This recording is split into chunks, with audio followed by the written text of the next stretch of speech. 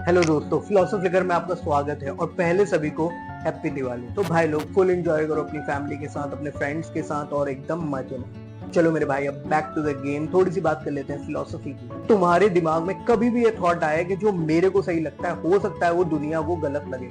अगर तुम्हारे दिमाग में ये आइडिया, ये थॉट आया तो तुम अकेले नहीं हो, क्योंकि यही आइडिया, यही थॉट मेरे दिमाग में भी आया और यही आइडिया और यही थॉट एक बहुत फेमस फिलोसोफर है उनके दिमाग में भी आया था। सो ये एक ग्रीक फिलोसोफर था जिसका नाम था प्रोटागोरस और उन्होंने कहा man is the measure of all things.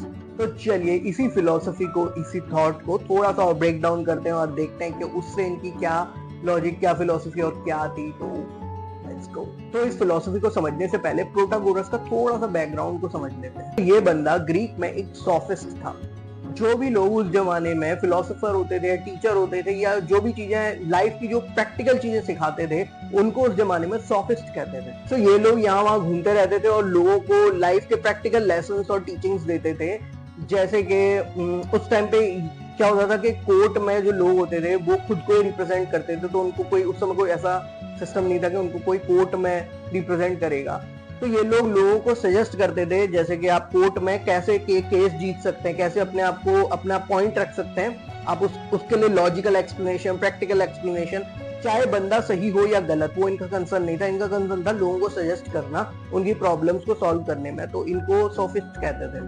सो आप उस टाइम के समझ लो teacher, philosopher, guide, lawyer, whatever, counsellor, जिस कैटेगरी में इनको डालना चाहो डाल सकते हो। इनका पूरा टोटल सोफिस्ट हो गया, समझ आया? तो अब खुद ही सोचोगे 5th सेंचुरी BCE का एथेंस कैसा होगा। ये ग्रीक सिविलाइजेशन का एकदम गोल्डन एज माना जाता था। तो उस टाइम पे डेमोक्रेसी और लॉ का पूरा सिस्टम था और हर चीज के लिए केस होते थे, कोर्ट लगता था और ये सब। लेकिन कोर्ट में अगर तुमको केस जीतना है तो तुम सिर्फ खुद को ही रिप्रेजेंट कर सकते हो, तुम्हें और कोई रिप्रेजेंट नहीं कर सकता।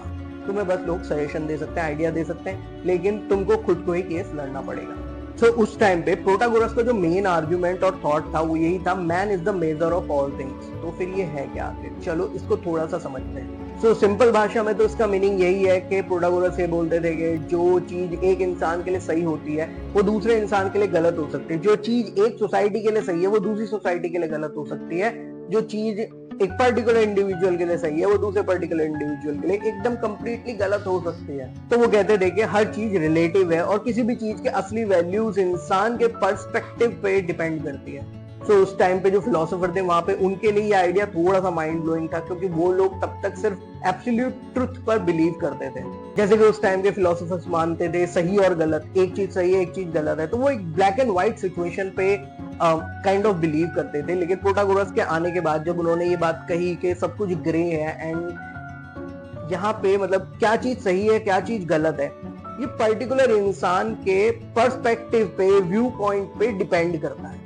उनका मानना था कि सही और गलत किसी चीज में इनहेरेंटली नहीं होते, वो इंसान के ओपिनियन पे डिपेंड करते हैं। तो जैसे तुम आज अपने आसपास भी देखते हो कि कुछ चीजें एक कल्चर में एक्सेप्टेबल है और दूसरे में नहीं। तो प्रोटागोरस यही कहते थे कि सोसाइटी में क्या चीज एक्सेप्टेबल है क्या चीज एक्सेप्टेबल नहीं है, ये सोसाइटी के कलेक्टिव पर्सपेक्टिव और एक बिलीव पे डिपेंड करता है। उसका सही और गलत से कोई लेना देना नहीं है। तो तुम कैसे कह सकते हो कि ये चीज एथिकल है और ये चीज अनएथिकल है? क्योंकि ये तो एक सोसाइटी का कलेक्टिव व्यू पॉइंट है, ये तो एक ओपिनियन है। क्योंकि कुछ कल्चर में, कुछ जगहों पर ये चीज एथिकल है और कुछ जगहों पर यही पर्टिकुलर चीज अनएथिकल है। सो उस टाइम पे फिलोसोफर्स के लिए बहुत ही कंट्रोवर्शियल स्टेटमेंट था और बहुत सारे फिलोसोफर जैसे कि प्लेटो और सोक्रेटिस उनको क्रिटिसाइज भी करते थे। पर जो भी हो, उनकी इस फिलोसफी ने फिलोसफी को as a subject, as a concept थोड़ा सा डाइवर्ट कर दिया और उसका फोकस जो उससे पहले जो फिलोसोफर्स थे वो कॉस्मोस और यूनिवर्स और इन सब चीजों पे ज्यादा फोकस करते थे और इन सब चीजों पे ज्यादा थ्योरीज बनाते थे। लेकिन प्रोटागोरस के बाद उन्होंने ह्यूमन बिहेवियर, एथिक्स, सोसाइटी और सोशल इश्यूज और मतलब जिसे कहते हैं सोशलिज्म टाइप, सोशलिज्म जो सब्जेक्ट है, सोशल इश्यूज पे ज्यादा अपना फोकस डाइवर्ट कर दिया। तो यही था प्रोटागोरस का man is the measure of all thing का कॉन्सेप्ट, जिसने बस ये चीज डिफाइन करी कि एथिक्स और जो भी सही और गलत है ये सब सब्जेक्टिव है, एब्सोल्यूट नहीं।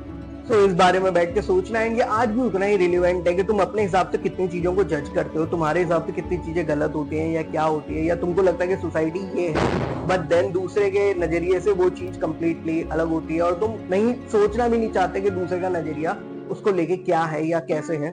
सो अगर तुमको ये वीडियो अच्छी लगी, प्रोटागोरस की फिलोसफी समझ में आई और ये कॉन्सेप्ट अच्छा लगा, तो प्लीज इस वीडियो को लाइक जरूर करना। और अगर मैंने तुम्हें बहुत अच्छी तरह समझा दिया, तुम्हें सिंपल भाषा में ये कॉन्सेप्ट समझ में आ गया और मैंने आराम से समझा दिया, तो प्लीज इस चैनल को सब्सक्राइब कर देना यार, ठीक है। And wish you happy Diwali and enjoy your festive season with your family, and I see you next time with new video. Bye.